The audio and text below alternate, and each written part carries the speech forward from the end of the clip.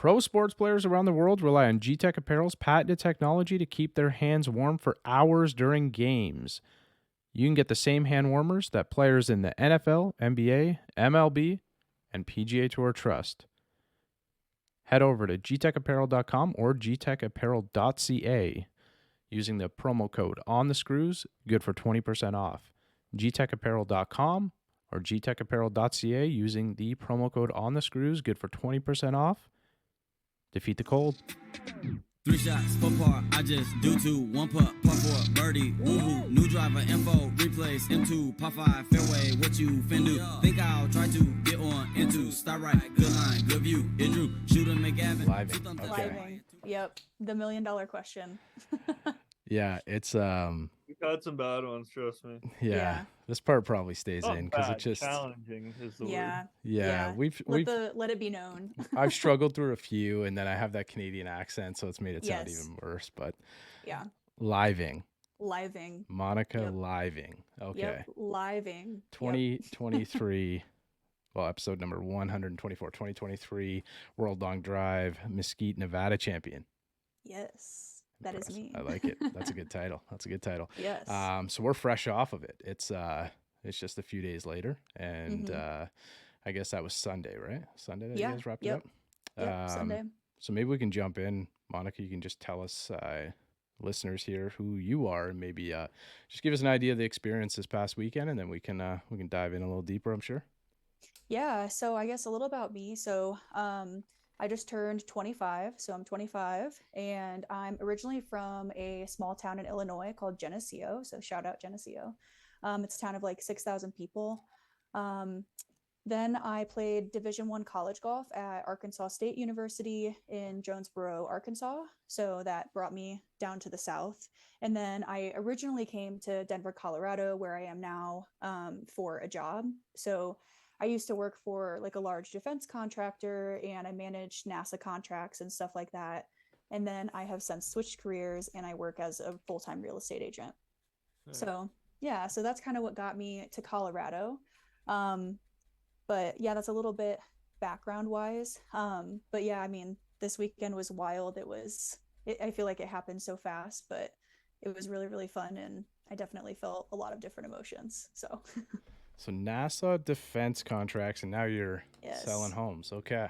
Yes. We can get into that a little bit. Yes. Maybe a little bit later. We might loop back to that. That's pretty interesting stuff. But so we're in Colorado. We got a friend down there, Jake Malley. Do you know Jake Malley by chance? I don't think so. Pretty good golfer. Hits it a long ways too. Yeah.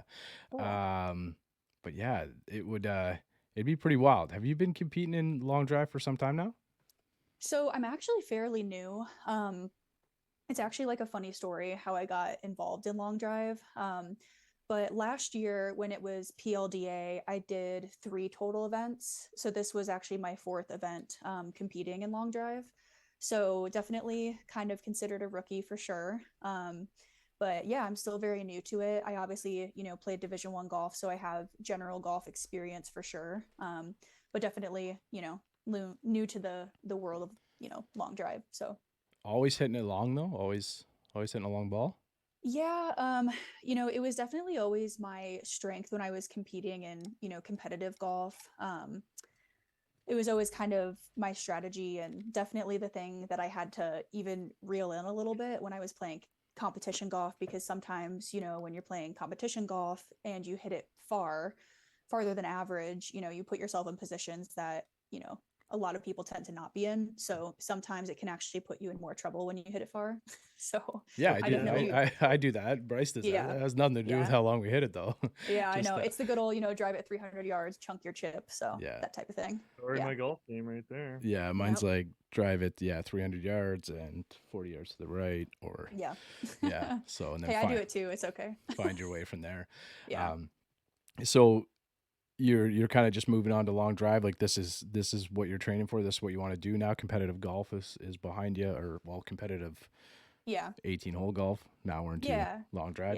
Yeah. So yeah, I would say so. I think, I competed. I didn't really start golfing until I was about 12. I kind of decided on golf like right before high school, and then I got obsessed with it, practiced all the time, thankfully was able to play in college. But now kind of, after playing, in college and having about 10 years of competition experience, I definitely had some like mental game struggles in college. I lost, a lot of confidence and, kind of started to doubt myself in general. And I actually ended my career in COVID. Mhm. So I was a good old COVID grad. So, I kind of like hung up the cleats, if you will, for a little bit. And then I got involved in long drive in a funny way. And it's been just like a really nice, refreshing experience in golf that is fun and exciting and lets me just, display my talents in a new way that I never really thought I was going to be able to. So it's really refreshing. Did I want to get into a bit about how you kind of got into it. Yeah. Was it because you kind of lost confidence in your golf game, why you wanted to try something new, kind of like that, or like you said, there's a funny story. There's something else involved, I assume. There. Yeah. Yeah. So, after I graduated, I was kind of ready to just like take a breather, take a break. And I did. I think I didn't swing for like, I want to say 6 months, which was the longest I had taken off since I started when I was 12. Um, and then I got back into golf. And of course, I'm playing the best golf of my life. Right. And so I love the game again. I'm back playing golf. And I was actually playing in a scramble at Arrowhead Country Club here in Colorado. It's gorgeous. I was playing in a scramble and there was a long driver on the course. His name is Andrew Eigner. He actually competed this weekend in the amateur division and he bombed one like 451 in the amateurs. So he's great. But yeah, so I was playing in a scramble out there and I drove the green right next to the tee box that he was standing on. And so I like almost hit him. And he comes up to me and he's like, "Do you always hit it that far?" And I'm like, "Oh yeah, I guess so. Whatever." Yeah. Yeah, totally. Yeah. Yeah. Yeah, I was like pretty casual. I was like, "Oh yeah, it's Colorado." And so then we met up later at the pro shop and we just like got to talking and everything. And he was like, "I'd love to see, your numbers in a radar system and see what kind of numbers you have because that's, pretty impressive." So then, a couple months go by. I don't pick up a club again. I hadn't swung in like 3 months. And then we met up at a driving range and I was a little nervous because I'm like, I'm probably not going to, really impress this guy because I haven't swung in 3 months. Right. And then I think I got up to like 168 ball speed that day with my gamer driver. And he was like, you need to try long drive. I think you could have serious talent. So I'm like, all right, whatever. I guess I'll try it. So then I, like kind of practiced a little bit over the winter and then did my very first event in March of 2022. So you just So jumped right in, kind of. Eh? I did. I actually, yeah, I did. I jumped right in. I didn't have like a fitted club for me until my third event, which was Utah last year. I ended up winning that one. Um, that was my first one that I won. But yeah, I was just hitting, my gamer. So I just kind of went for it. So That's crazy. yeah, it was fun. That's That's like awesome. Bryce. Bryce refuses to get fit for clubs. Just refuses to. I don't refuse. I just Just don't waiting wanna for pay somebody, for yeah, it, and I waiting for the haven't. pod to get big enough for somebody to throw Right. a bag at him and say, "Let's bring you in and get fit." Yeah, Hey, that's that's the okay. idea. I I understand. can That's still go okay. fire 74 with what I have. Somebody like I don't need. Yeah, I don't, Yeah, you still got to swing it, right?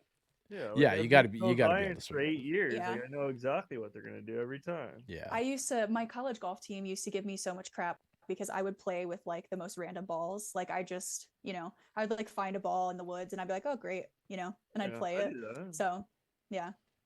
Yeah. like Kirkland's like there's got to be Kirkland's are good. Yeah. Kirkland's Yeah. signatures everywhere, right? 24 bucks. Yeah, Can't beat it. you can't beat it. You can't beat Last it. me a month and a half. I'm rocking. So 4 tournaments later, Hmm. Monica Lieving Yes. earned the Yes. win in the women's division, out driving 6-time world champion Sandra Karlborg, hitting a 350 in the finals. What's that feel like? You're kind of into it. Like we watch these events pretty. We had Ryan Yeah. Gregnell. Ryan Gregnell is a good friend of ours, so he's been Yeah. on for. Ryan and I have been talking the whole time we've done the pod. A couple times we talk Sarah all the time, so he's been on a few times, and so I'm always kind of tuning in the feed, checking it out and stuff like that. Yeah. And it's intense there. Like they're Yeah. having a lot of fun there. So It's Wha- so much fun. what's that final experience like for you going up against somebody it's like a 6-time Oh, world champ? man.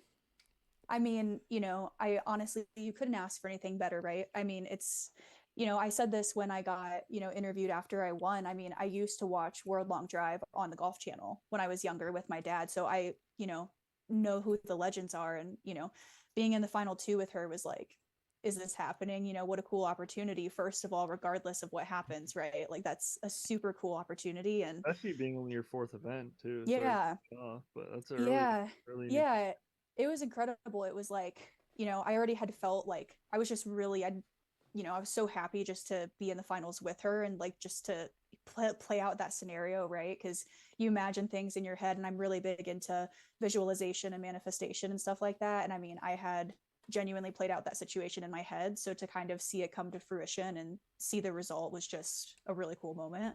And she's such a great person too. So like on top of that, it was just a really cool experience. Do you remember that last set, Monica? Like, do you remember how it Yeah. kind of unfolded, or do you just go blackout for that period of time and just? Yeah, yeah. So I definitely feel like I'm two different people when it comes to like long drive. Like, people, know the Monica outside of when she's competing. And then as soon as it's competition day, I definitely turn into a different person. Which is fun. That's kind of the fun part of the sport for me too, is being able to just, you know, be focused and tunnel vision. And I absolutely love it. It's like, I'm not seeing or hearing anything else. It's awesome. But yeah, I definitely remember the last set. I remember, um, she put up a good number, and I was like, all right, Monica, all right, come on, like get it together. Like, let's go, let's get something out there. And then I had a really solid shot. I think it went 344. And then I was down to my last ball. And I think at that point, I was like, I always kind of have the mindset, at least being this new to the sport, right? I still have so much experience that I need. I still have, the opinion where I'm like, I'm going to give every ball my all, even if I may have already won it, right? So, I kind of teed up the last one, and I'm like, all right, you know what? Give this one everything you got. You owe it to yourself. Like, put on a show for yourself and see what you can do. And then I actually ended up breaking my ball speed record on that ball. So, Nice. With what? What was yeah, the it was ball sick. speed on the last one? My ball speed record going into that day was 180.2, and I went 183.3 on that ball. Wow, that's a big jump when you're So talking that high. yeah, it was. Yeah, and I didn't know until, I was talking to people after. They were like, "Did you see that you hit 183?" I was like, "No, I had no idea." So it was pretty cool, but You think that's just like a little bit to do with the event, everything that's going on, like a little bit of extra juice with the adrenaline? yeah, 100%. I think like, I do, I'm sure we'll talk about training, but like, I do speed sessions to practice, but I'm sure a lot of long drivers would say this, that you cannot replicate the adrenaline that you get when you're on that Oh, I grid. I bet. mean, you can try, and that's how you practice, but like you cannot replicate it. And, I just the adrenaline I felt was insane, and it was like my mind went numb. And I'm, at that point you just kind of have to go off of feel and muscle memory and just let it happen and loosen your body. And I definitely think it was adrenaline though. So a Will little bit you of that. will you take that into consideration on future practicing and stuff and hitting on I don't know what launch Yeah, points you can use, but like knowing you can hit that speed now, are you really trying to break yeah, that and gunning for that consistently, or is that something like, hey, I kind of need to be in the situation to get that? yeah. Let's not get too upset. I think that that's a really good question, because, I went and watched it back, and, I wanted to see my ball speeds, and kind of seeing where they fell consistently actually even surprised me. My consistent ball speed was around 175 to 180. Mhm. And, my personal best being 180.2, going into that, I was very surprised to see how many times I hit 180 consistently. So I definitely think it's something to take into consideration. And also not be so hard on yourself as well, right? Like when you're practicing, I mean, I've had frustrating days too. I mean, I had a day a couple weeks before the tournament where I was like, what the heck is going on? Like my speed isn't there. You get, hard on yourself, and it's easy to, get really mentally down when it comes to long drive. Well, So the sorry, but the reason I say that was because you said it's almost impossible to match that. So I was just kind of yeah. my question. I was wondering if you get kind of frustrated, knowing you can do it, but it's just like you can't match that. So Yeah. I think like it's also the mindset that, at the end of the day, like speed is really important, and it definitely, is a huge part of, being successful in the sport. But, at the end of the day, what matters during the competition is what number is called back, right? mhm. Like the number that's called back is what's important. And, it's made me feel incredible that I broke my record, but frankly, I wasn't even thinking about it. I Yeah. wasn't thinking about ball speed. I was thinking distance. I was thinking, freeing my mind, having good mechanics, and just hitting the golf ball. Yeah. So, Yeah, like when talking with Ryan last year, mhm. he was on I think they're in the semis, and he was right next to Bryson, and Bryson was going pretty much 5 for 6 or 6 for 6, right? So Yeah, that's yeah, attributed to like being a top at the mhm. time a top 10 golfer in the world, and he's hitting pretty much every like it's 40 yards wide, right? Yep, Yeah, yeah, so about 40 that's yards. Yeah, that's 2.5 PGA Tour, well, some 2.5, at least two fairways wide, right? mhm. In I most mean, it's cases, not that wide. 40 Yeah, yards. I mean, what Bryson is used to hitting though, like Oh, if yeah, they're yeah, mhm. if he's yeah, yeah, looking at hitting like a yeah. 420-yard par four, like it might be 15 to 18 yards Yep. wide in some spots, right? So it's kind of makes me think that because you have a competitive golf background, you played Division Right. One, there's probably a little bit more mechanics Yeah, there. Where like Ryan's actually still a pretty good golfer. Like I think he's only a couple points up, but like he's shooting low mid 70s, mhm. and but he's also hitting the ball. We were talking like I think he's got up to 233 or something now, which is wild. Like it's crazy Yeah, that it's insane. Yeah, swing speeds are getting to this I'll height get there. now, and like it's Hopefully Ryan's listening. I'll yeah, get there. Bryce will get up there one day, but it's I think there is like a correlation coming, and with long drive, or there is a correlation between the two sports, and with long drive becoming more and more popular, we're seeing like a lot of like high end golfers want to kind of give it yeah, a try, right? And mhm. you think you kind of maybe consider yourself on like maybe the higher scale of like a better golfer that's moved into the long drive world. Yeah, I mean, I think playing Division 1 golf, I had to, be at a certain point to get to that point, right? So I think, there are certain skills that are required to get to that point first, and then, Sure. there's certain level of pressure that, I might be used to specifically in a golf setting that other people might not be. But I definitely think that there's a lot of people, that come out from other sports. We have a lot of like baseball, softball, things like that, the good old, baseball to golf pipeline, right? Just because they're very similar, right? And Yeah. I think just like having any sport background, any high pressure situation background really benefits people. Obviously, ideally, I do think, golf helps the most, but I think anything that like prepares your mind for being in a high pressure situation like that is something that you can, bring into long drive. Yeah, Mm. well, there's Bryce. There was that one young guy Ryan was talking about. Oh, I forget his name. He's He from he was like a pro Australia. ball player. I think. I think he was like a pro baseball player in Australia or something. Young guy, and he's like already kind of hitting that 230 mark, and he's just Mm-hmm. like hitting 450-yard drives and stuff, which is crazy. And Yeah.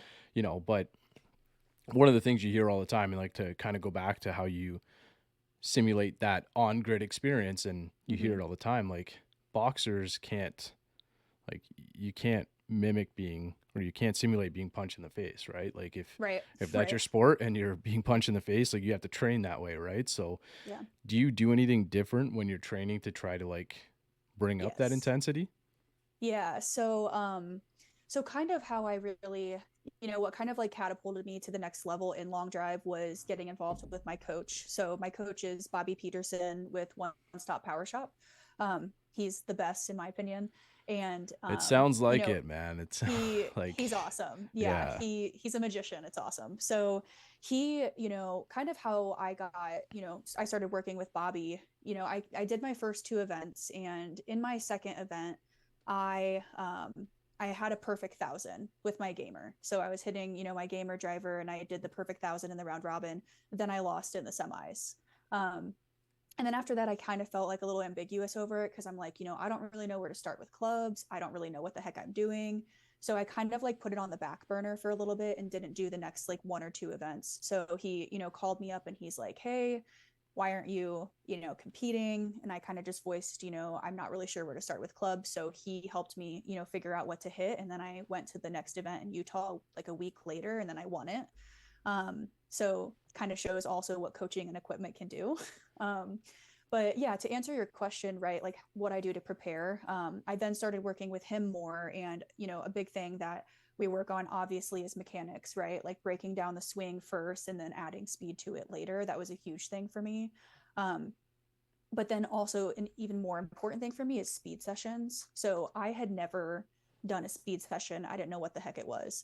And basically the concept is you want to hit, as many balls as you can as fast as you can because it conditions your body to swing faster. Pretty And it's intense, no? it's Speed really session? intense. Yeah. Yeah. It's really intense. And at the Utah event, we actually talked a lot about like I had like a really high heart rate just like sitting there. I think I was because I get very competitive and I get really pumped up, which is great, but you have to be able to like manage it. Yeah. And I had like some health stuff that I was also dealing with, so I had to make sure I was mitigating my heart rate and everything on top of that.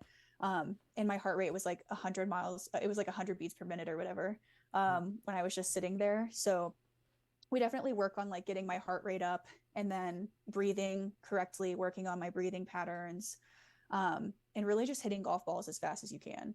So the first time I did a speed session, I think I got up to like 75 balls and I was like gassed. I was exhausted. And then just a couple weeks ago, I went back and I did like 150 balls, 175 balls. Like, and you're going like, full steam ahead. Yeah. So Yeah. And that's the like best one practice. after another, right? Like you're not pausing in Yeah. between goals. No, no, I mean, and I'm also like everyone's kind of different, like how they like fluidly move from each shot. I'm like very fast turnaround. So like for me, I'm like trying to keep my heart rate up, but then I have to remember when to stop and breathe. Because if you're like, you're in that fight or flight mode, your like fast twitch muscles are gonna, be working too quickly.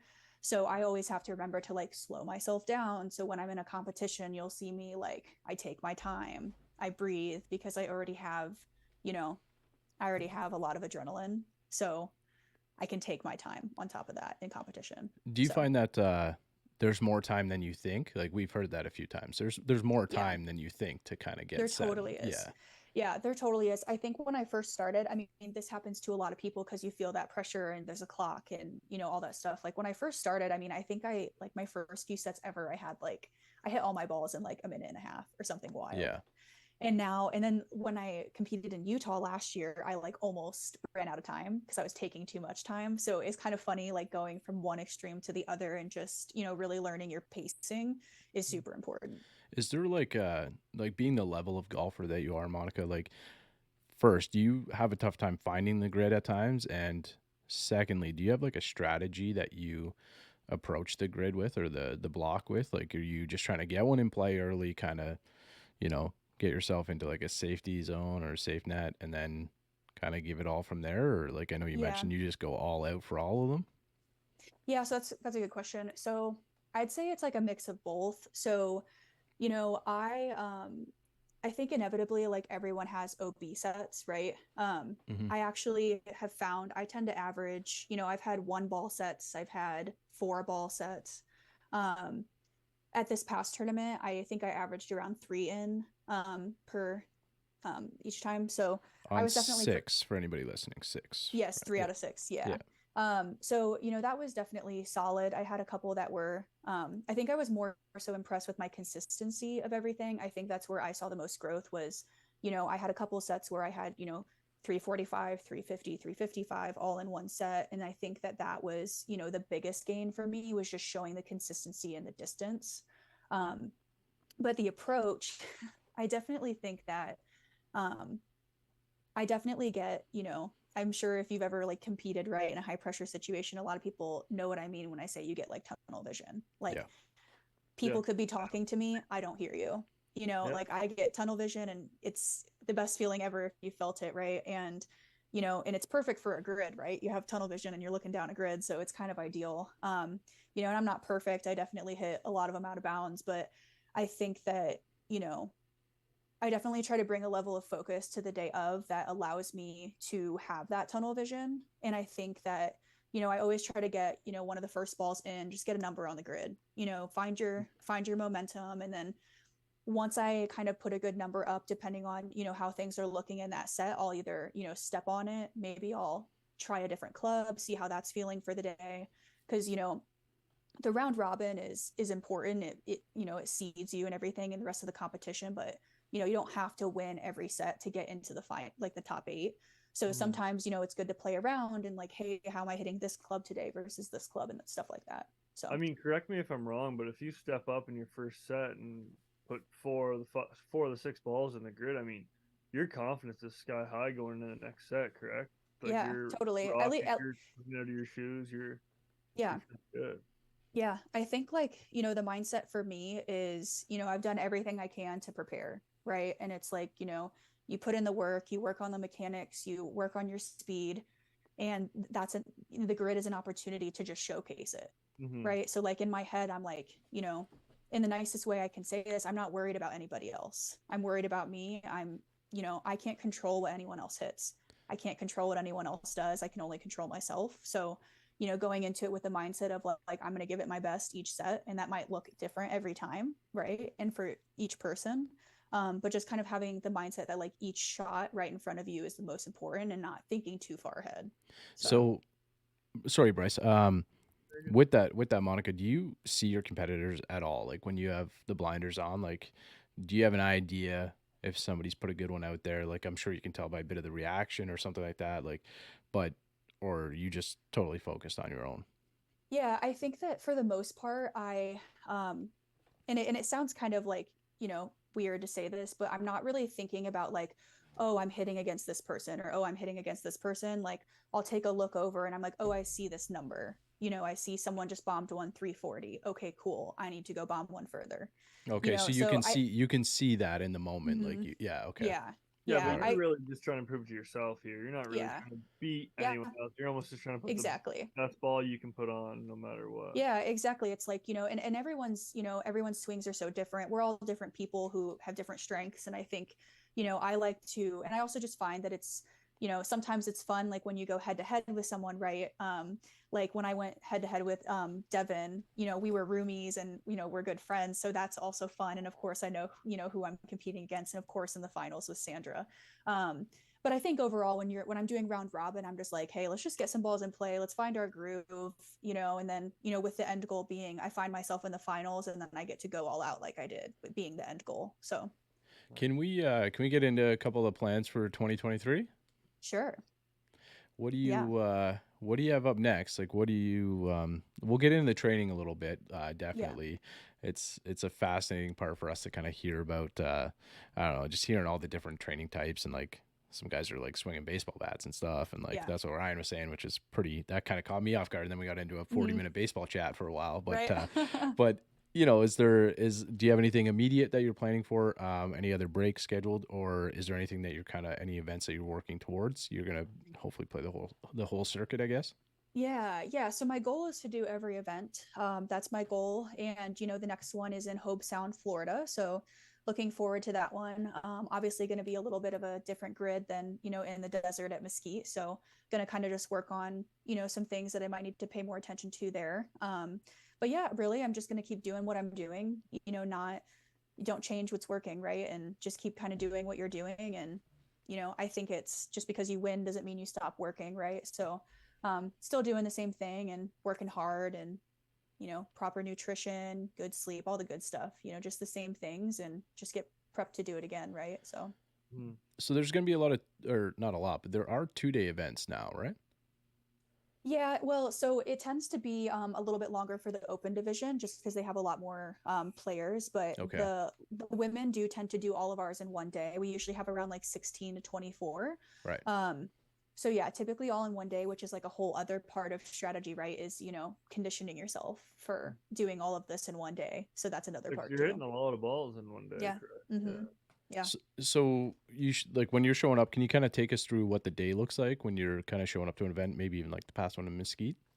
Yeah.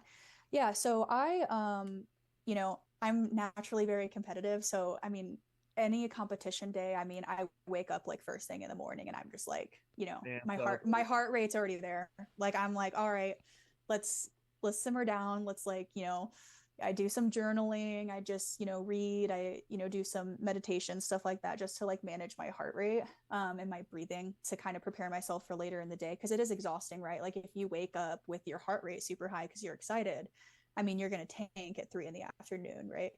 So, just kind of, maintaining just a level head throughout the morning and then not going to the grid too early, too late, timing it right, things like that. And not over swinging on the range, just getting warm, because, you know, I definitely think that's something that I bring into long drive from competitive golf, is understanding the difference between the range and, in this case, the grid. You know, because sometimes you can hit it like crap and on the range, and then you go out and have the best day of your life, right? I'm sure we've all been there, or vice versa, you know. So just kind of like, hey, the purpose of this is to warm up and get loose, and then I'm going to go do what I need to do on the grid. Quick break from the pod. Mac here from Manscaped, introducing the Beard Hedger from our friends over at Manscaped. With 20 different lengths, you can look good from the cart path to the clubhouse.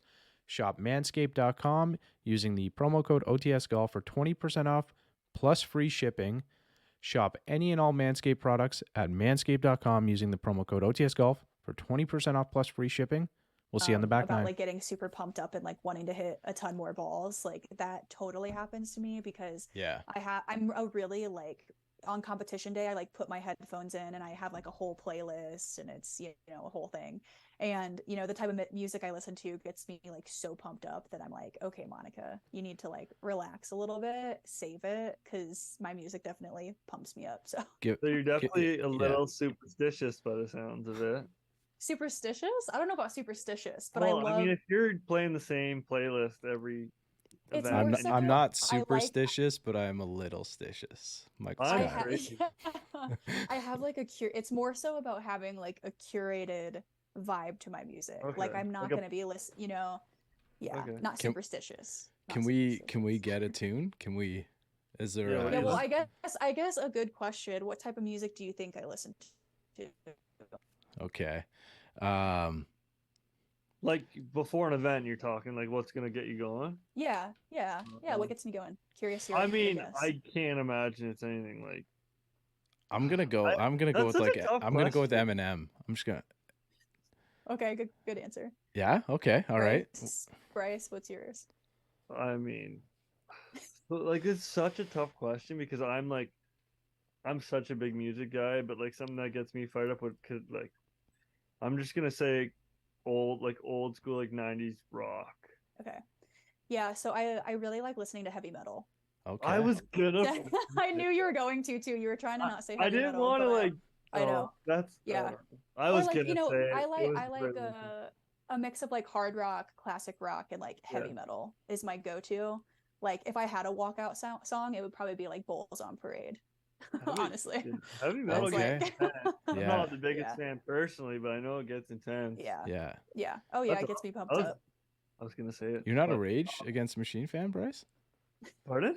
Rage Against the Machine? Not a fan? No. Not even a Classic. clue who they are or What? Not what it. even Guitar Hero Oh, 3. I mean, if I come heard it, on. if I Tony heard Hawk it, Pro Skater? if I heard it, I would know it. Okay. How I'm not good old with am songs. how old am I? Oh my There, goodness. there's Tony Hawk even Pro Skater. there's even songs. I played Tony Hawk Pro Skater, but there's even songs like now that I can sing every word to that I can't tell you what it's called or who sings it. That's So, Okay. fair. That's Yeah. fair. but But yeah, anyway, Yeah, couple it's like that's my music, answer.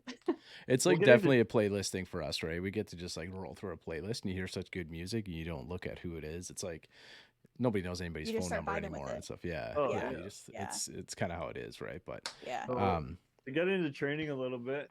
I'll Yeah. segue. Listen to this segue, Mac. You like this one? When you do your speed training, do you still listen to that same playlist? Oh my gosh, yes I do. Yeah. So it's actually really funny whenever I typically do speed sessions when I go to train with Bobby, and there's usually like, you know, quite a few other hitters in and out and everything, and it's super funny, the people that like haven't been around me yet, because I'll get ready for my speed session, and you know, we put on a playlist and he has great speakers, and I'm like, all right, put on like the heavy metal station on Yeah. Spotify. And then like everyone's like, what the heck is she saying? And it That's just like fun. starts screaming, but I like, it gets me going. I don't know. It is what it is. I love it. I love Hey, metal. whatever So works. I mean, it works. Like whatever. There's my recipe, everybody. Heavy metal.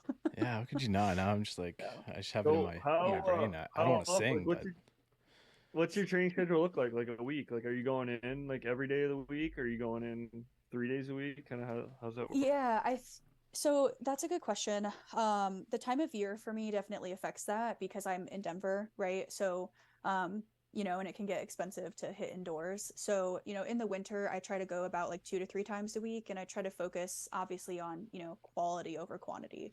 So Mhm. for me, it's, you know, I would rather have like 2 to 3 really good sessions a week than, you know, try to hit every day and I'm not accomplishing anything. Um, and so it totally varies. I just try to like listen to my body because at the end of the day, like if I'm hurt, I won't be able to compete. So, Yeah. I try to listen to my body and, some weeks that's, 3, 4 times, sometimes in the winter, I'm talking, that'd be like two, you know, um, whatever kind of like feels right for my body that week in the winter, especially. In the summer, I'm kind of excited to see because this is my first full year competing. So now I have, all of this behind me and I'm really pumped. And it's actually going to be a lot of new stuff for me this year because I, didn't really fully get committed and excited about long drive until like the second half of last year. So it's actually like a whole new thing for me too. So I'm kind of excited to see like how that plays out. So, So if you're doing like 3-4 days a week, some kind of training, there'll be like weight mhm. training and stuff like that, I'm sure mixed in. Will you kind of do like speed training on one day and then you're working on like, mechanics another couple days or something like that? Or are you Yeah. trying to do a little bit of everything each day you go out, or do you kind of tailor it specific, with to kind of Yeah. maybe something you're missing even at that time? Right. Yeah. Like it totally changes. It kind of depends on, kind of how I've been hitting it lately. If there's something specific I've been working on, my goal, like the entire winter, I went and saw Bobby for the first time, like last November, and I was hitting like every ball on the heel. So like I was not making solid contact. So the entire winter, like what I worked on was hitting the center of the club face. And it sounds so simple until you're swinging fast and you're like, okay, Yeah. guess it's not that easy to hit the center of the club face. So For like sure. that's an example where like I was like so, I wasn't hitting necessarily, 150 balls every time, but I was hitting, 70 focused shots on what I was trying to focus on. Yeah. So, maybe that's impact one day. Maybe that's, my sequencing one day and my tempo, maybe it's speed some days. So I definitely do speed sessions a few times whenever I see Bobby because it's a good atmosphere. He's my coach, so he knows my swing. Um, and being around like other people like watching me helps me like get amped up, so that helps with speed sessions. Sometimes it's kind of hard to like walk into like a recreational facility where you're hitting with other people and like I can't turn my metal on there, so you know kind of just have to alter it to what fits best that day. When you say hitting the center club face is such a small thing, it's really not though. Like when you're Yeah, it's swinging huge. the club that fast, though, it's Mhm. not like all these pros hitting the center of the club face every time. Like they're not swinging it out of their shoes. Like Right. they have their swing to hit the fairway and the center of the club face every single time. When you're swinging that fast, it's tough. Yeah, I mean, I know it is. firsthand because I've tried to get them out there, and it's not Yep. easy to find the center of that face. So, Yeah, and especially like transitioning from, like your typical golf swing into like a long drive swing. I mean, that was like a total oh, I adjustment. bet, yeah, Like it was like kind of like you have to like relearn your entire body. Like you have to understand like my timing was totally different. My tempo was different. I had a longer club. So, I mean, when I first got like my longer club, I literally hit like 6 inches behind the ball for like 3 weeks. It was ridiculous. yeah. So, there's just so much you have to adjust. So when you're saying that you're hitting it off the heel, is that like a typical pattern for you? Like, do you kind of get it on the inside a little bit?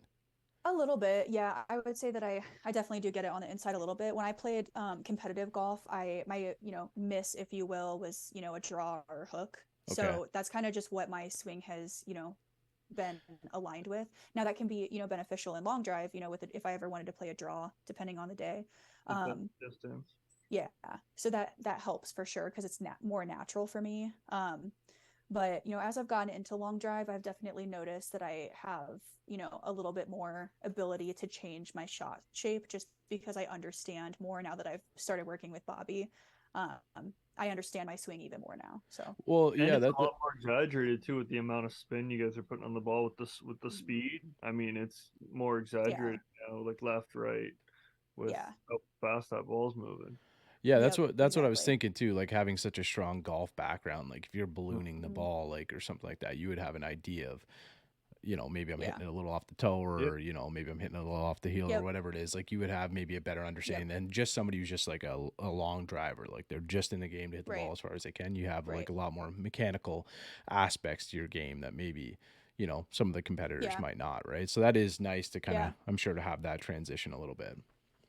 Well, that's why I think like the women's division is so impressive in general. I mean, like every single woman that came out like impresses me, right? Because like not everyone has a competitive golf background and they still go out there and hit it really fast and hit it far and it's just so impressive. And I Mhm. think that that's why it's so entertaining to watch women, right? Because a lot of people like to think, oh, women don't hit it very far. And I've posted videos before where I've hit 180 and people love to say, oh, I'm sure it wasn't straight. And so it's being a woman in long drive. I think it's just really cool and really empowering to see how many women come out, and even what they don't have a golf background, go out there and kill it. So For sure. I just think it's super impressive. Yeah. It just Yeah. sucks that there's always going to be those people, no matter what you Oh, do. there always will be. It's There fine. always It rolls will off the be. back. It's like whatever. You're not out here doing it, so Of whatever. course. Yeah. Yeah, so just to give a couple numbers here, the tour average, men's tour average is around between 170 and 180. Tiger Woods' cruising speed is like 172 or something like that. So This probably is gets with up. a driver, correct? Yeah, with the driver, yeah. So tour average is around 180, and LPGA, you're floating 40 points higher, 40 miles per hour higher. So it's impressive to be able to see those numbers. That's Thank you. fast. I think it's a lot Yeah. faster than people realize too, right? If you kind of set yourself up and, I don't know, go into a simulator, you should have a look at that swing speed number. Have you ever done it, Matt? Have you ever seen what like? Yeah, I can get it up there. I've never done it. Some days. And I actually have did you meet Kelly, Kelly Rudney? Rudney, thank you. Yes, she's Um, awesome. yeah, Kelly's awesome. I met her at Yes. a tournament called Dundas. It was at Dundas Valley, and she was on the 10th tee. I hit a really good one, but we were able to use her shot, and she hit a Nice. pretty good one too. We were on a par 5, and just like smoked my buddies. It was great. Yeah, So yeah, really, she's really badass. cool. She's Yeah. awesome. She's got some serious speed too. So she's Yeah. she's And awesome. that's kind of like, when I think about it, like I don't know about her golf game, but she looks like a pure long driver. Like she looks like Yeah. like she can just move it. Like she can move the Yeah, she club can. fast, right? So Yeah. and like obviously she puts in a ton of training, and it's really Yes. impressive. So I've been able Yeah. to see her. She did have a long driver with her, and I don't know, she's probably pulling out there like middle of July, regular conditions. Like she hit it out there over 300 for sure. Yeah. So it's, Yeah, she's super solid, and she's a really hard worker too. So I love Kelly. She's awesome. yeah, it was kind of cool to kind of to see. We had another lady, another young girl. She was like 16. I think she won the Canadian.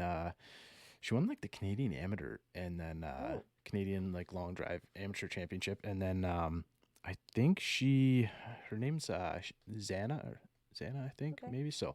But she hit one on the first tee for us, and she probably hit it like 290. She's 16. Nice. It was That's awesome to awesome. watch. Like she just crushed it, Yes. and she actually had Grow like the game. Grow the she game. yeah she had beautiful tempo too. Like I think she's a really high end golfer too. Like I think Yeah. she's already shooting like in the 70s and stuff, which was pretty impressive. But Nice. can we go back to the NASA defense contracts? Are Hold we? on, Yeah. can I ask one more golf Yeah, question first yeah. before we get off top? Are you into like the clubs and the gear and stuff? Do you know a lot about your drivers or not? Yeah. So I can tell you like what I hit. So I know the man. I mean, I don't know. It might be very similar to you guys, but I know they go real low, like 3 degrees, 4 degrees, and pretty much virtually no loft from their driver, and then Yeah. some pretty stiff shafts. What are you Yeah. kind of going So, with? when I competed in college, it's actually super funny. I used to struggle with how high I hit it. Like I would hit it so high. So in college, I competed with like an 875 driver, and I still was hitting it so high. And now that I'm like used to my driver, it's like funny because I'm hitting it similarly. But I hit, Callaway Epic heads, and they're set at about 5 degrees. So I Okay. have 5 degree heads, and then I use kinetics shafts. So I use the one that's my go-to is the LD 30 plus. So a bit stiffer. It's the one I like. Like I love that one. A lot of the women use the D10 by Kinetics, which is also a super good one. I actually brought that one out with me as well during the competition. I just tend to not use it as much. My dispersion is better with the LD30, but during competition this time, there were a couple times where I'm like, I need to, get it higher because my apexes were getting a little low. So I needed to get it a little bit higher. So that's when I pulled out my D10, put it up a little bit to end up at like 6. Mhm. So I go anywhere from like 5.5 to 6 What usually. are those shafts like? What are they relative to? Like a men's extra stiff, a men's stiff, a ladies flex? Like, do you Yeah, yeah. kind of work So that? the D10 is probably more similar to a ladies. Okay, And then the 30 plus is, something very stiff. So nice. it's the one of the more stiffer options. I think it Okay. might even, I could be wrong. It's one of the more stiffer options, yeah. I saw Mac. Did you see the Instagram video of Martin, his driver? Well, No, Borg. I don't know how to pronounce his Borgmeyer. last name. Martin Yeah. Borgmeyer, yeah. He's got the paradigm, and he used a ladies flex shaft. That Mhm. he literally just goes like this and bends the It's thing in half, and he insane. says, Yeah. Yeah. and he's just figured out where like the whip point of it is, and just Yep. probably gets so much Yeah. speed out of it. Yeah, if you can get your timing right with it. Yeah. Like the timing thing was kind of, because in college, I mean, I played, men's stiff. Yeah, I So found that for me, crazy. that's probably why I like the LD30 is Mhm. because it feels similarly to that. Yeah, Whereas, I'm not used to the D10 as much. I'm definitely working on it because I can benefit a lot from the height that I get from it. But my go-to is definitely the LD30 from I know like Kinetics. So people kind of dabbled with the autoflex a little bit. That's a super expensive shaft to be trying to, I don't know, whip that thing around your anchor back. with. They're like mhm. $800 or $900 US or something like that. But Yeah. Ryan was using the TPT too, and I can't remember the stats he had on it. But yeah, like it's the idea is to just find that I guess that bend point, like you say, or that Yeah, Mhm. that that whip point, like that kick yeah, point Yeah. up top, almost like it's really hard to like think of that. It's like trying to think that it is a tempo thing. It's Yeah. just so it A fast. is. big But a I big feel like adjustment. Go go ahead, ahead. sorry. I feel like if you can get your hands that far in front of that club head, and it's just gonna whip, like you're gonna gain so much more speed. And if you can time that to keep the ball straight, I mean, essentially go as soft as you can, right? Because you're gonna gain that much more whip coming through the ball if you can time it, obviously. Yeah. Yeah, I think like it was a huge adjustment for me just from like the stiffness wise because when I first started, using the LD30 because it was stiff and like I said I had taken so much time off of golf that I went from like, hitting balls every day for like 10 years to taking 6 months off, 8 months off. And then when I got back into it and I had the LD30, like I had like, my forearms were hurting and I had like my wrists were hurting. And now I'm like conditioned and it's fine. But it was funny because for a while I was like taping my wrists because I wasn't used to, the stiffness of it yet. So it's just kind of funny to see how you get used to it all. All right. You NASA mean, defense go ahead. contracts. Sorry. This is It's yeah, I'm just kind of curious, how did you like is it something like you majored in to get into that field? Is it something that you got yeah, like how did this so happen? it sounds really sexy. It's not as sexy as it sounds. Okay. But so in college I majored in global supply chain management. So I have a degree in that. Um, and I did 2 internships with this company and eventually got asked to start full time in Colorado. So that's kind of what got me out here. And I worked in subcontracting. So basically, what I did was I managed like smaller third tier suppliers who were building the Orion space shuttle. So I just kind of managed like time and material contracts and helped manage like the engineers who were building it and everything from a contractual perspective. So yeah, in a sense, managed NASA money. I think it was like $80 million, but That's it's cool. And it's That is cool. crazy that like I mean I do it on like a very, very small scale, obviously with like construction, like all our subcontractors, like our drywalls, our yeah, painters, yep, but I mean on that big of a level, were there multiple people doing what you were doing, or were you kind of yeah. like on the same job? I mean, Yeah, so we had at the time doing the exact same like level of work as me. We had I think like 3 people in our department that were on doing one that. job at every time. So Or how it kind of worked was we each had like, our own contractors that we managed and everything, and they were just dispersed evenly. But yeah, it was cool. I mean, it was a cool project. I just, wasn't passionate about it, and so that's Mhm. why I switched careers. But definitely cool to say out loud, right? So Yeah, really definitely cool. Yeah. a cool experience. Yeah, I'm thankful for it. Have you been to Area 51? I have not. That would have been awesome. I know I have people like ask me that all the time. They're like, so are there aliens? I'm like, Okay, that was first of all, like, even yeah, if I knew, I couldn't tell you.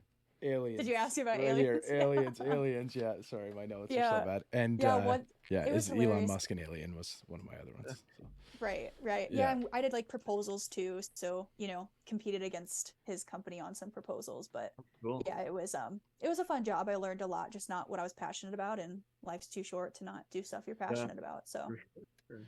Yeah, like I guess that whole like aerospace world would be excuse me, like very difficult if you weren't used to or like how do you find your way into that, right? Like if you're doing yeah. like financial contracts and stuff like that and Yeah. I don't know, it would also be I think it would be really difficult to work with people who are super passionate about that too if that Hmm. wasn't like your thing that you wanted to do, right? So Yeah, um yeah, totally. I think Because I wasn't. yeah, like so what brought you into the real estate world? Was that something that you wanted to always kind of explore or Yeah. Yeah, so when I was like growing up, my dad, he like would flip properties here and there, and I was young, and on my summer vacation, I would go with him and help paint and just explore the house and whatever. And so I've always, been super into it, and I really believe in like the financial part of investing in real estate as well. So I really believe in like the investing of real estate too. I find it super fascinating, and I nerd out about it a lot. So I like the fun, fluffy part of it, like, the fun HGTV version of it, but I also like, right. the numbers and the investment side of it as well. And I also just like people, and I wanted a job where, I actually felt like I was impacting someone and, got to work with, people I love and help people and make a difference. And so that's kind of what, led me to it. I love people, and I also like the product, if you will. So Are you flipping houses at all, or just kind of? So not yet. I would like to. So being in Denver, it's definitely a more expensive Yeah. area. I do own, so I bought my first place at 23. So I do own a townhouse here, and I do what's called house hacking. So I have roommates for the house in the house that I own. So it lowers the amount that you're paying towards your mortgage every month to save that money to invest in another property. So I hope to have multiple investment properties one day, and maybe start doing flips too if that's something I want to get into. So Yeah, the only reason I ask is because you said you're good with people and you like to and you enjoy like the I forget the exact words you used, but that's kind of exactly why I love what I do is I do yeah. remodels, kitchens, Oh, bathrooms, cool. basements, Okay. but seeing homeowners' faces when you're done and they say how much they love it and they appreciate what Yes. we did, like Yes. it's hard to beat that feeling of making Yeah. someone that happy and Yep. excited about the work that you did. So Yeah. I No, definitely know totally. where you're coming from. So Yeah, like my soft spot is definitely like first time home buyers, right? Like especially in yeah, Denver, I like it's bet. it's pretty Hmm. expensive, and it's a huge accomplishment to become a homeowner. And I do like I do like home buying classes, I teach classes and stuff like that. And I just like, yeah, I really believe in it. And when I see them on closing day, I'm definitely like, the first person to cry at closing day. But yeah, I definitely keep it in until closing day, but definitely an emotional process. I did that as well at the grid. I like kept it in, and then I like walked off and just felt all the Yeah, emotions. me and my So, wife are in the midst of building our house right now, so oh, nice. it's it's a daunting experience. It's It really is. because Mhm. I'm gonna essentially build it with all with subcontractors and stuff, That's but awesome. it's so intimidating, It is. And so then intimidating. once you do it though, you figure it out and you're like, "Oh, okay, it's not that bad." Almost like with anything, right? It's Totally. like Yeah. super intimidating until you do it and you're like, "Oh, okay, I could do that again." Well, Mhm. yeah, like one of my best friends, his name's Richard. He's up here in the well, I'm in like the Durham region by Toronto area. So he Hmm. does custom homes, and that's kind of how he started was doing like remodels and stuff, price, and Mhm. then like Yeah. eventually just was like, I'm just gonna buy property. I'm just gonna like give it a shot, Hmm. and he's never really looked back, and now like he'll sell multi-million-dollar homes and stuff, Yeah, that's obviously with awesome. subcontractors and stuff, but it's great, and they got Ah, a couple houses down in the States and stuff. So I'm yeah. sure I'll be up there pounding nails at some point when start breaking ground. So Yeah. we just got It's our fun. drawings back, so we're still pretty early in it, but Yeah. um, I Ryan don't know. Gregnall's a real estate agent too. I don't know if you know that. Oh, So nice. I actually yeah. didn't know that. And Yeah. Sarah, Nice. his wife, is an interior designer. So Oh, so um, they're a perfect couple then. yeah, and That's like definitely something for They're you meant guys to for each chat about. other. Yeah. That's like my Yeah. boss's father-in-law. He's a multi-million-dollar house builder as well, and then his wife is an architect. So she designs all the houses, and then he That's just goes and awesome. builds them, which is really cool. Yeah. That's so fun. That's And cool. we benefit because he just gives us all the basements to do. So it's That's kind of like nice. a family chain. I Yeah. like it. I like it. So, Monica, I got a couple things for you. I listened to quite a few Sure. podcasts. So, anybody listening to this one, um, the Huberman Lab. I don't know if you've ever heard of it, but they have like great stuff on. He's a professor of like neuroscience at Stanford or something. Super Okay. smart guy. Does a lot of like breathing techniques, optimize how to like optimize water intake and all these crazy things. So it's like really good to go listen to him. So that was when you're talking about breathing. That was one of the ones I Yeah. thought about. And obviously, I listen to the Joe Rogan podcast. A lot of people do. So they had I can't remember his name, Cliff. Ooh, it's escaping me right now, but Cliff Gray on, and they were talking about he's in the Colorado area, I think, right now, and they're Oh, okay. releasing wolves back into Colorado. Have you heard about this, or have Yes. your Yes. homeowners or prospective Yes. homeowners heard of this? Yes. Is this a big topic in Colorado? Is this something that everybody knows about? Yeah, you know what's so funny is I moved here in 2020 and I had to vote on this. And Okay. I'm like, Yeah, I oh, heard it was like a interesting. ballot Okay. vote or something, right? Oh, it was wild. Well, so I so something about me is I like solo travel. So I love to like go on like solo camping road trips. I did like a 2 week solo road trip this summer. And I went to like, partially to the western part of Colorado. And, I actually talked to somebody about this and they were ranting about it and they were like, and it makes sense. They were like, majority of the population in the state of Colorado is obviously Denver Metro.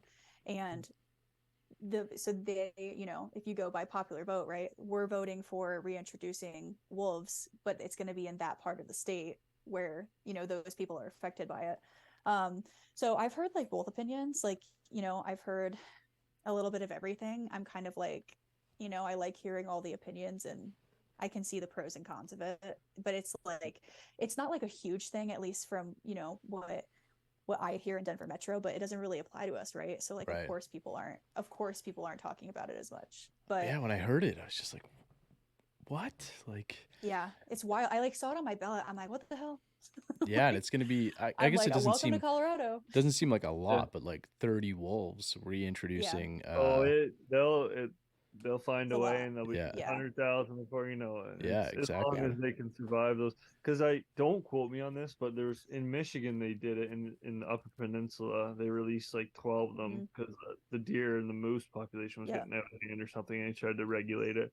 Yep. And I don't think the wolves ended up. They crossed the ice in the UP and then stayed on this island, and then everything melted and they were stuck on the island, so it didn't end up working out. But That's so sad. they Yeah, said it was like like when it was winter, they said the populations were down like to normal amounts, like how, and they were like yeah, the wolf population was up and the deer and moose were Yeah. down. I talked to somebody in Wyoming actually this summer who told me that they did something similarly like years ago where they reintroduced, I think it was also gray wolves, and they all migrated to Wyoming. Mm. So it was like this hilarious thing, not hilarious, but like, the people in one state vote for it and then they migrate to a yeah. different It's Yeah, not state and like you're they're like, like, oh, you don't we're at the control it. yeah, border. I'm not Yeah, gonna, yeah, I'm no, not gonna yeah, you cross the don't, border there. I don't. yeah, because Not my they don't turf. Yeah, know. Exactly. yeah. Exactly. Nobody's checking like a passport or anything, crossing Right. the border for a Right. wolf. But like, they're Where's like, your ID? they're so beautiful, right? But they're nasty they're too, and huge. they're like, They're huge, yeah, They're like huge. massive. I mean, they're, I like camping in Colorado. If I was face to face with one of those, I don't know. I have yeah, bear spray. Well, I an guess I elk, would use that. Colorado elk hunt's on my bucket list, but Mm, I don't know if yep. I want to deal with a couple gray wolves. That's for sure. Well, the thing is, too, if Yeah. you're looking at one, then Oh, there's there's four more. more or five Yeah. more behind it. Oh yeah. Hmm. Yeah. So, Bryce, you got to source out Cliff Gray was the one. I'm like halfway through his pod, and that's what kind of got me Yeah. thinking about this. And like they dive into it, and it's a Oh, wild thing. And like there's so many like analytics and stuff that go into it. It's insane. yeah, like he's an Yeah. outfitter. So, Yeah. we're getting way off the golf pace here. But so, Gray hey, wolves. yeah. So, anybody who wants to kind of like go out and like he'll take you out on like an elk hunt, or they do like sheep hunting, I guess, for like Oh yeah. like Mountain billionaires goat. and stuff, right? Because it's I guess it's really hard to get a Hey, sheep tag. But so yeah, they were talking about it. It's like really fascinating. But he was saying like these things are really deadly animals. Like they're Mhm. gonna wipe out Uh, populations Yeah. of domestic dogs and Well, stuff that are in right. those areas, right? They're Yeah, like yeah, that's the thing is like, people who live in, Denver Metro, they're like, "Oh yeah, for sure, like reintroduce the gray wolves." And then the people, on the Western Plains are like, maybe not." So, yeah, it's yeah, an interesting topic for sure. yeah, yeah. One that definitely didn't feel like we'd get to on the long drive chat here. Yeah. But Monica, we really appreciate this. This was great. It was pretty random, I guess, to get into talking about gray wolves on but this is the 2023 World Long Drive Mesquite, Nevada champion, Monica Lieving. Living. It's okay. Living. Happens to the best of us. Yeah, no, sorry. I should have wrote it down, but Living. So now we've got a few more events. Yep. How many more on the schedule? Is there 7? Is that right? Or 5? Yeah, I think there's about 7. 7 Yeah, more, I think. I think there was 8 total, yeah. Yeah, next one's Hope Sound in Florida, and then the one after that will be Denver, so home turf. So that'll be fun. Yeah. Yeah, and then just keep on trucking until Worlds in October. So love it. All right, so yeah. Anybody who's followed us this far, we were probably supposed to say this 20, 30 minutes ago, 40 minutes ago, something like that, but head over. Monica's Instagram will be in the description below. Go over, show some support, check it out. You'll post on there, I'm sure, and stuff, but you guys can, the World Long Drive page is easy to find. You know, if you want to check out any of the events, catch a schedule, stuff like that, I'll go ahead and link those guys as well, so you can go over and follow along. And yeah, it's cool. We've been able to connect with a little bit of the community, so it's nice. And you post a little bit on social media as well, and Monica? Yep. Yeah. I'm trying to do, more and more of it, and just kind of show like an authentic journey in long drive, right? And kind of how I, progress, and, the ups and downs and all of it. So yeah. It's a fascinating sport, that's for sure. And yes. I missed a question, but we're running pretty late here, and it was just the longest ball you've ever hit. And sorry for, I didn't even see who wrote it, but it was I didn't see who wrote the question, but it was the longest ball ever hit, whether it be in competition. Do you have like an indoor outdoor number? Yeah, I think this is a good question. My longest ball in competition was 369 in Utah. And then I hit 362 this past weekend in Mesquite, which was lower elevation. So I'm still happy with that one. Yeah. I've gotten to 370 before, but not in competition, so I'm not counting it yet. Damn. But yeah, one day would like to get to 400 with hopefully the wind and ground helping. I like that. So, you're just like, it's not in competition, so it doesn't matter. That's that's like an MJ kind of quote, like in that's practice. Like when I practice on simulators, I set that altitude to 0 because I'm not trying to give myself any sort of sea level. Yeah. I like it. Well, thank you, Monica. This was great. Yeah. Again, her Instagram handles in the description below. Head over, give her a follow, check it out. Show some support. It's pretty amazing. Thank you so much. This was great. Hopefully, maybe after this season or halfway through, we'd love to kind of come back, get a recap. That would be great. Yeah, sounds good. Thank you guys so much for having me. I appreciate it. Is out in my ball in the course, so I tee up. I lose the ball and I re-up. I miss a fairway, I probably end up in the ocean or maybe the beach. And I'm on a par 5 and I'm finna go reach it. Second was blind, I ain't see it. Feel like it might be an albatross, worst case scenario, birdie.